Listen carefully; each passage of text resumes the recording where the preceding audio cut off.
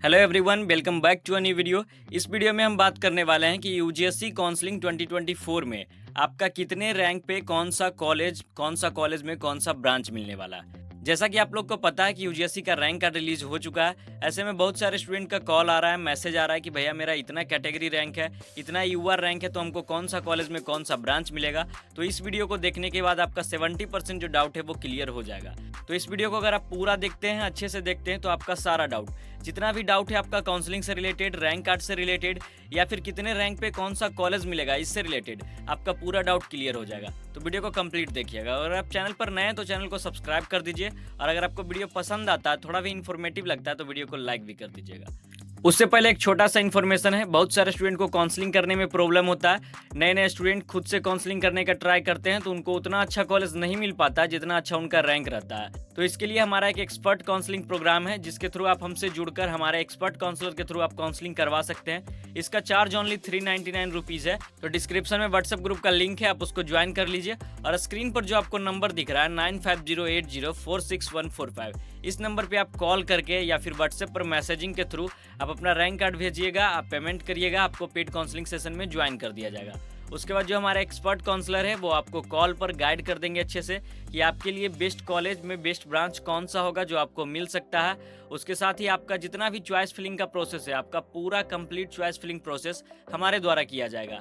उसके साथ ही आपका जो सीट अलॉटमेंट का प्रोसेस है, सीट चॉइस फिलिंग के बाद जो प्रोसेस होता है लाइक फ्रीज एंड फ्लोट का ऑप्शन, आपको फर्स्ट राउंड में कॉलेज पसंद नहीं आता है, अगर आप सेकेंड राउंड के लिए भी अप्लाई करना चाहते हैं तो वो जितना भी प्रोसेस होगा आपके एडमिशन तक, वो हमारे द्वारा करके दिया जाएगा। बस आपको सिर्फ अपना रैंक कार्ड हमारे पास भेजना है। हमारे एक्सपर्ट काउंसलर आपका सारा प्रोसेस, चॉइस फिलिंग का, एडमिशन का सारा प्रोसेस हैंडल कर लेंगे। आपको कुछ भी चीज करने का जरूरत नहीं पड़ेगा। तो अगर आप चाहें तो ज्वाइन कर सकते हैं। स्क्रीन पर जो नंबर दिख रहा है इस पे आप कॉल लगा के बात करके ज्वाइन कर सकते हैं। सबसे पहले हम देखेंगे एमआईटी मुजफ्फरपुर का कट ऑफ। तो एमआईटी मुजफ्फरपुर में आईटी ब्रांच के लिए अगर आप यूआर कैटेगरी से आते हैं तो आपका रैंक 62 के अंदर रहना चाहिए, यानी कि अगर आपका रैंक 62 के अंदर है तो आपको आईटी ब्रांच अलॉट हो जाएगा। वही अगर आप ईडब्ल्यूएस कैटेगरी से आते हैं तो 110 के अंदर अगर आपका रैंक है तो आईटी ब्रांच अलॉट हो जाएगा। अगर आप ईबीसी कैटेगरी से आते हैं तो 100 के अंदर रैंक है तो आपको अलॉट हो जाएगा। अगर आप ईयूआर कैटेगरी के अंदर आते हैं तो 63 के अंदर रैंक रहना चाहिए। आरसीजी कैटेगरी के अंदर आते हैं तो 133 रैंक रहेगा तो आपका एडमिशन हो जाएगा। बाकी एसएमक्यू का, डीक्यू का, इन सब कोटा का रैंक आपके सामने दिया गया है, आप देख सकते हैं। ये हो गया आईटी ब्रांच का। वही अगर आप इलेक्ट्रॉनिक्स एंड कम्युनिकेशन इंजीनियरिंग में एडमिशन लेना चाहते हैं तो ईडब्ल्यूएस में आपका रैंक 289 के अंदर रहना चाहिए, यानी कि 250 के अंदर अगर आपका रैंक है तो ये सी मिल जाएगा आपको। यूआर में अगर आपका 150 के अंदर में रैंक है, यानी कि 178, 150 के अंदर में रैंक है तो आपको इलेक्ट्रॉनिक्स एंड कम्युनिकेशन इंजीनियरिंग मिल जाएगा। वही अगर आप इलेक्ट्रिकल इंजीनियरिंग लेना चाहते हैं तो ईडब्ल्यूएस में आपका रैंक 550 के अंदर रहना चाहिए, और यूआर में आपका रैंक 430, 440 या फिर 450 के अंदर में अगर आपका रैंक है तो इलेक्ट्रिकल इंजीनियरिंग मिल जाएगा।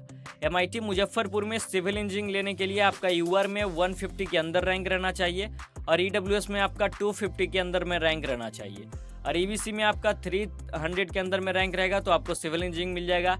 एसटी में आपका 1000 या फिर 1500 के अप्रोक्स में रैंक रहेगा तो आपको मिल जाएगा। यूआर में आपका 150 के अंदर में रैंक रहेगा तो आपको एमआईटी में सिविल इंजीनियरिंग मिल जाएगा। ये सब जो रैंक है हम कैटेगरी वाइज बता रहे हैं, तो आप अपने रैंक कार्ड में कैटेगरी वाइज ही रैंक सिलेक्ट करिएगा, या फिर कैटेगरी वाइज ही रैंक देखिएगा तो आपको मालूम चलेगा कि कितने रैंक पे आपको कौन सा कॉलेज अलॉट हो सकता है। बाकी बात करें मैकेनिकल इंजीनियरिंग का, तो अगर आप यूआर में हैं तो 700 के अंदर में अगर आपका रैंक आता है तो आपको मैकेनिकल इंजीनियरिंग मिल जाएगा मुजफ्फरपुर में। अगर आप ईडब्ल्यूएस कैटेगरी में आते हैं तो 1000 के अंदर में अगर आपका ईडब्ल्यूएस रैंक है तो मैकेनिकल इंजीनियरिंग मिल जाएगा। उसके बाद हम बात कर लेते हैं बीसी बख्तियारपुर के बारे में। तो सिविल इंजीनियरिंग के लिए बीसी बख्तियारपुर में आपका ईडब्ल्यूएस रैंक है जो 1300 यानी कि 1000 के अंदर रहना चाहिए, और यूआर जो रैंक है वो 800 के अंदर रहना चाहिए, तब आपको सिविल इंजीनियरिंग मिल जाएगा बीसी बख्तियारपुर में। ईबीसी जो रैंक है आपका 1300 के अंदर रहना चाहिए। वही कंप्यूटर साइंस ब्रांच लेने के लिए आपका यूआर में 300 के अंदर रैंक रहना चाहिए। अगर आपका 300 के अंदर रैंक है, 350 के अंदर रैंक है तो आपको कंप्यूटर साइंस मिल जाएगा बख्तियारपुर के अंदर, अगर आप ईडब्ल्यूएस कैटेगरी से आते हैं। अगर आप एससी कैटेगरी से आते हैं तो 2000 के अंदर रैंक रहना चाहिए।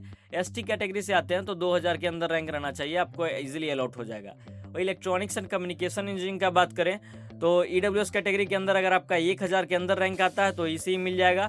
यूआर में अगर आपका 900 के अंदर में 500 के अंदर में रैंक आता है तो आपको ईसीई मिल जाएगा, इलेक्ट्रॉनिक्स एंड कम्युनिकेशन या फिर इलेक्ट्रिकल एंड इलेक्ट्रॉनिक्स मिल जाएगा। वही अगर आप बीसीई बख्तियारपुर में मैकेनिकल इंजीनियरिंग लेना चाहते हैं तो यूआर में आपका 1500 के अंदर रैंक रहना चाहिए। ईडब्ल्यूएस में आपका 2000 के अंदर में रैंक रहेगा तो आपको मैकेनिकल इंजीनियरिंग मिल जाएगा। वही अगर आप बीसीई भागलपुर में सिविल इंजीनियरिंग लेना चाहते हैं तो यूआर में आपका 400 के अंदर रैंक रहना चाहिए। ईडब्ल्यूएस में आपका 800 500 के अंदर में रैंक रहेगा तो आपको इजीली मिल जाएगा। कंप्यूटर साइंस ब्रांच में अगर आपका यूआर में 86 के अंदर में रैंक आता है तो आपको भागलपुर कॉलेज मिल जाएगा। सबसे ज़्यादा जो कट ऑफ है कंप्यूटर साइंस का वो भागलपुर कॉलेज ऑफ इंजीनियरिंग का ही जाता है, तो आप इस बात को ध्यान में रखिएगा। ईडब्ल्यूएस कैटेगरी से अगर आप आते हैं तो अगर आपका रैंक 140 के अंदर में आता है तो आपको कंप्यूटर साइंस मिल जाएगा ईडब्ल्यूएस में।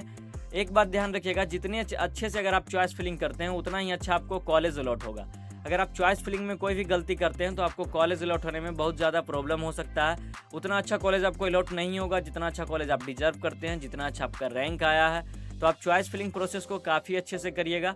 किसी एक्सपर्ट काउंसलर की मदद से ही आप काउंसलिंग करवाइएगा तो ज़्यादा बेहतर रहेगा। आप हमारे द्वारा भी काउंसलिंग करवा सकते हैं या फिर किसी भी अन्य एक्सपर्ट काउंसलर के द्वारा आप काउंसलिंग करवा सकते हैं। साइबर कैफ़े में काउंसलिंग मत ही करवाइएगा तो ज़्यादा बेहतर रहेगा आपके लिए। आप खुद से भी ट्राई नहीं करिएगा तो ज़्यादा बेहतर रहेगा, क्योंकि उतना ज़्यादा काउंसलिंग का चार्ज भी नहीं होता है। अप्रॉक्स 400 500 से लेकर 1000 तक चार्ज रहता है किसी भी एक्सपर्ट काउंसलर का। 1000 से ज़्यादा किसी भी एक्सपर्ट काउंसलर का चार्ज नहीं रहता है। हमारा चार्ज ओनली 399 है, तो आप हमसे भी काउंसलिंग करवा सकते हैं या फिर किसी अन्य एक्सपर्ट काउंसलर से काउंसलिंग करवा सकते हैं। बात करें इलेक्ट्रिकल इंजीनियरिंग का तो यूआर में आपका रैंक अगर 600 के अंदर में है तो इस इलेक्ट्रिकल इंजीनियरिंग मिल जाएगा। इलेक्ट्रिकल एंड कम्युनिकेशन इंजीनियरिंग अगर आपका 300 के अंदर में रैंक है यूआर में तो आपको ईसीई मिल जाएगा। और अगर आप मैकेनिकल इंजीनियरिंग लेना चाहते हैं बीसीई भागलपुर में तो यूआर में अगर आपका रैंक 900 के अंदर में है तो आपको मैकेनिकल इंजीनियरिंग मिल जाएगा। वही ईडब्ल्यूएस में अगर आपका रैंक 1000 के अंदर में है तो आपको बीसीई भागलपुर में मैकेनिकल इंजीनियरिंग मिल जाएगा। उसके बाद हम बात करते हैं जीसी गया का, तो जीसी गया में आपको सिविल इंजीनियरिंग लेने के लिए यूआर में रैंक 1000 के अंदर रहना चाहिए। ईडब्ल्यूएस में जो रैंक है आपका 1100 या फिर 1100 के अंदर में रहना चाहिए, तब आपको मिल जाएगा। उसके बाद कंप्यूटर साइंस ब्रांच की बात करें तो यूआर में जो आपका रैंक है वो 400 के अंदर रहना चाहिए। और ईडब्ल्यूएस का जो रैंक है वो 500 के अगर आपके अंदर में रैंक है तो कंप्यूटर साइंस ब्रांच मिल जाएगा। वही जीसी गया में इलेक्ट्रिकल एंड इलेक्ट्रॉनिक्स इंजीनियरिंग की बात करें तो यूआर में आपका रैंक है 1200 के अंदर रहना चाहिए और ईडब्ल्यूएस में आपका रैंक है जो 1500 के अंदर रहना चाहिए। मैकेनिकल इंजीनियरिंग का बात करें तो यूआर में आपका रैंक 1900 यानी कि आपका रैंक 1800 या फिर 1500 के अंदर में रहेगा तो आपको मिल जाएगा। और ईडब्ल्यूएस में बात करें तो 2000 के अंदर में अगर आपका रैंक है तो मैकेनिकल इंजीनियरिंग मिल जाएगा। उसके बाद हम डीसी दरभंगा की बात करें तो सिविल इंजीनियरिंग ब्रांच के लिए आपका यूआर में रैंक जो है 1000 के अंदर रहना चाहिए। कंप्यूटर साइंस ब्रांच के लिए आपका यूआर में जो रैंक है 500 के अंदर रहना चाहिए। और ईडब्ल्यूएस का जो रैंक है वो 700 800 या फिर 600 के अंदर रहेगा तो डीसी दरभंगा मिल जाएगा। इलेक्ट्रिकल एंड इलेक्ट्रॉनिक्स इंजीनियरिंग की बात करें तो यूआर में आपका रैंक जो है 1500 के अंदर रहना चाहिए और ईडब्ल्यूएस का जो रैंक है वो 2000 के अंदर रहना चाहिए। मैकेनिकल इंजीनियरिंग का बात करें तो यूआर का रैंक है 2500 के अंदर रहना चाहिए यूआर में, तो आपको मैकेनिकल इंजीनियरिंग अलॉट हो जाएगा। उसके बाद एनसी चंडी में सिविल इंजीनियरिंग के लिए यूआर में जो रैंक है वो 1000 के अंदर रहना चाहिए। कंप्यूटर साइंस का जो रैंक है यूआर में वो 500 के अंदर रहना चाहिए। इलेक्ट्रिकल एंड इलेक्ट्रॉनिक्स के लिए यूआर का जो रैंक है वो 1200 के अंदर रहना चाहिए। मैकेनिकल इंजीनियरिंग का जो रैंक है वो ईडब्ल्यूएस के लिए वो 2000 के अंदर रहेगा तो आपका इजीली अलॉट हो जाएगा। और भी बहुत सारे कॉलेज हैं जिनका कि कट ऑफ हम इस वीडियो में शेयर नहीं कर सकते क्योंकि बहुत सारे कॉलेज है तो वीडियो जो है काफ़ी लंबा हो जाएगा। तो अगर आप जानना चाहते हैं कि आपके रैंक के अकॉर्डिंग आपको कौन सा कॉलेज मिल सकता है तो आप व्हाट्सएप पर अपना रैंक कार्ड शेयर कर दीजिएगा, वहाँ आपको बता दिया जाएगा कि आपको कौन सा कॉलेज मिलेगा। बाकी वहाँ पर जो टेक्निकल डिपार्टमेंट हैंडल कर रहे हैं टीम, तो उनके पास उतना ज़्यादा इन्फॉर्मेशन नहीं है कॉलेज से रिलेटेड कि कौन सा कॉलेज में कौन सा ब्रांच स्पेसिफिक मिलेगा आपके रैंक के अकॉर्डिंग, तो वो ज़्यादा बता नहीं पाएंगे। उसके लिए आपको पेड काउंसलिंग में ज्वाइन होना पड़ेगा, एक्सपर्ट काउंसलर से बात करना पड़ेगा, वही आपको अच्छे से गाइड कर सकते हैं कि कौन से कॉलेज में कौन सा ब्रांच आपको स्पेसिफिक रूप से मिल सकता है। तो thanks for watching the video. अगर आप चैनल पर नए हैं तो चैनल को सब्सक्राइब कर दीजिए और वीडियो पसंद आता है तो वीडियो को लाइक कर दीजिए।